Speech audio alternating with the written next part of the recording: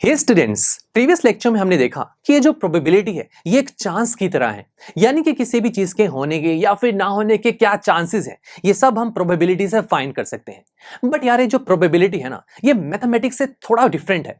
जैसे कि जनरली हम मैथ्स में क्या देखते हैं, 1+1 2 के इक्वल है, 2 × 2 4 होता है, या फिर ट्राइंगल की 3 साइड्स होती हैं। अब इन तीनों सिचुएशंस के जो रिजल्ट्स हैं उसके बारे में तो मैं 100% श्योर हूं कि ऐसा होता ही है। बट अगर मैं एक ऐसे सिचुएशन की बात करूं, let's say tossing of a coin, हमने एक कॉइन को टॉस किया, क्या आप ये 100% श्योर होकर कह सकते हैं कि यहां पर हेड आएगा? नहीं, क्या पता टेल आया हो। या फिर आप ये कह सकते हैं कि हेड बिल्कुल नहीं आएगा? नहीं, क्या पता हेड्स ही आ जाए। तो ये सिचुएशन जहां पर हम श्योर नहीं है, ऐसे ही सिचुएशन में हम चांसेस की बात करते हैं। क्या चांस या फिर क्या प्रोबेबिलिटी है कि हेड्स आएगा, क्या प्रोबेबिलिटी है कि टेल्स आएगा। तो इस केस में प्रोबेबिलिटी हमारे काम आती है। और ये जो एक्सपेरिमेंट मैंने किया टॉसिंग ऑफ अ कॉइन, इसके रिजल्ट के बारे में मैं श्योर होकर कुछ नहीं कह पा रहा। ऐसे एक्सपेरिमेंट को हम मैथ्स की लैंग्वेज में कहते हैं रैंडम एक्सपेरिमेंट। अब इस एक्सपेरिमेंट के रिजल्ट्स की बात कर ली जाए तो हमें पता है यहां तो हेड्स आएगा या फिर टेल्स। तो ये दोनों जो रिजल्ट्स हैं हमारे एक्सपेरिमेंट के, इन रिजल्ट्स को मैथ्स की लैंग्वेज में कहा जाता है possible outcomes of the experiment. Now let's say मैं देखता हूं कि अब जैसे मैंने कॉइन को टॉस किया तो मेरे हाथ में क्या आया? हेड्स। तो ये जो हेड्स मेरे पास रिजल्ट आया, ये रिजल्ट पॉसिबल आउटकम्स में से तो निकला है। तो ऐसे रिजल्ट्स को हम कहते हैं events of the experiment. Now अब मुझे निकालना है कि भाई ये जो हेड जो आया, इसका चांस क्या था? क्या चांस था कि हेड ही आया यहां पर? तो स्टूडेंट्स देखिए, यहां दो ही चीजें पॉसिबल हो सकती थी, हेड्स आ जाए या फिर टेल्स आ जाए। यानी कि हाफ हाफ या फिर कहें 50-50% चांस है दोनों के आने के। तो कितना सिंपल है, हेड्स आने के चांसेस हुए 50%। तो ऐसे केस में प्रोबेबिलिटी निकालना तो बहुत ही आसान है।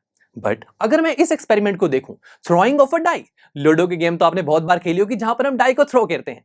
अब एक डाई को जब हम थ्रो करते हैं तो हम क्या एडवांस में प्रेडिक्ट कर सकते हैं कि मेरे पास 6 नंबर ही आएगा? नहीं दोस्तों, ऐसे एक्सपेरिमेंट में भी हम श्योर नहीं होते। तो यानी कि ये भी एक रैंडम एक्सपेरिमेंट है। सो 1 2 3 4 5 6 ये सभी नंबर्स पॉसिबल हो सकते हैं जब हम एक डाई को थ्रो करें। तो ये हुई possible outcomes of the experiment. Now let's say मैंने एक डाई को थ्रो किया और मैं आपको बोल रहा हूं कि मेरे पास एक इवन नंबर आया। What is even number? एक ऐसा नंबर जो 2 से डिवाइड हो जाता है। बट यहां तो रिजल्ट्स में देखें तो ऐसे 3 नंबर्स हैं जो 2 से डिवाइड हो रहे हैं, 2 4 एंड 6। यानी कि इन तीनों में से कोई भी एक नंबर मेरे पास आ सकता है इवन में। तो ये जो 2 4 6 हैं निकले तो आउटकम्स में से ही हैं। तो इनको मैं कहूंगा इवेंट ऑफ द एक्सपेरिमेंट।